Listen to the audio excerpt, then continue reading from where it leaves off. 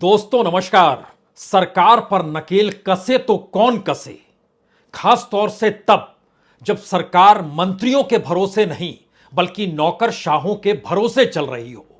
नौकरशाह यानी वही संस्थान जिनका काम है संविधान के मद्देनजर सरकार पर भी गाहे बगाहे नकेल कस देना या फिर उसे बतलाना कि कानून क्या कहता है, संविधान क्या कहता है। और ध्यान दीजिए, भारत के भीतर मौजूदा वक्त में मोदी सत्ता की पहचान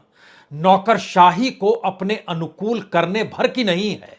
बल्कि संस्थानों की एक लंबी फहरिस्त है। उन संस्थानों में जिसकी भी नियुक्ति होती है वो सरकार के खिलाफ कैसे जा सकता है। यही सवाल तो चुनाव आयोग को लेकर सुप्रीम कोर्ट के भीतर आया था और सुप्रीम कोर्ट ने यह सवाल पूछा भी था, जब सरकार किसी नौकरशाह की नियुक्ति करे और उस संस्थान की गरिमा सरकार पर नकेल कसने या उसे कानून बताने तक की हो, लेकिन जिस नौकरशाह की अगुवाई में वह संस्थान चल रहा होगा, तो वह नौकरशाह सरकार से सवाल कैसे करेगा अगर उसकी नियुक्ति ही सरकार ने की है तो।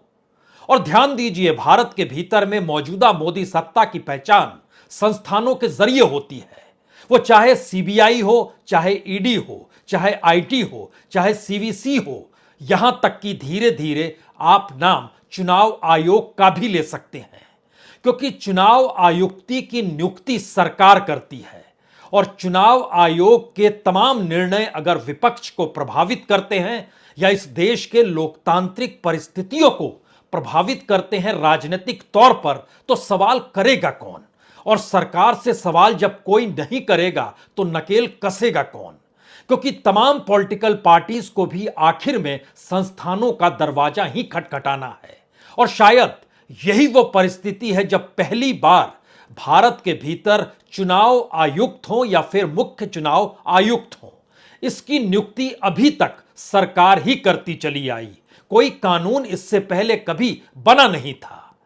पहली बार सुप्रीम कोर्ट ने कहा ऐसे नहीं चलेगा, क्योंकि चुनाव आयोग की स्वतंत्रता भारत के लोकतांत्रिक स्थितियों से जुड़ी हुई है और वोट शायद सुप्रीम ताकत होती है। और वोट को लेकर कोई सवाल अगर इस देश की राजनीतिक व्यवस्था के भीतर चलने लगे और उसको लेकर चुनाव आयोग कोई सवाल कर ना पा रहा हो और मसला यहां आ जाए कि चुनाव आयुक्त की नियुक्ति जब सरकार ही करती है तो सवाल कौन करेगा, तो ऐसे में आज की तारीख में पहली बार सुप्रीम कोर्ट ने कहा जब संसद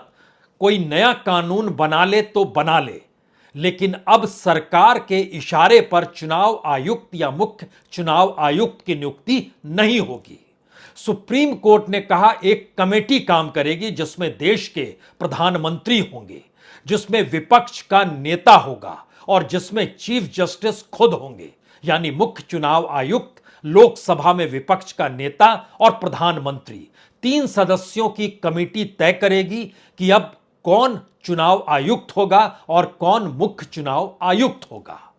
और अगर विपक्ष के तौर पर जैसे मौजूदा वक्त में कांग्रेस सबसे बड़ी पार्टी के तौर पर होने के बावजूद विपक्ष का उसका कोई नेता नहीं है, क्योंकि लोकसभा में 10%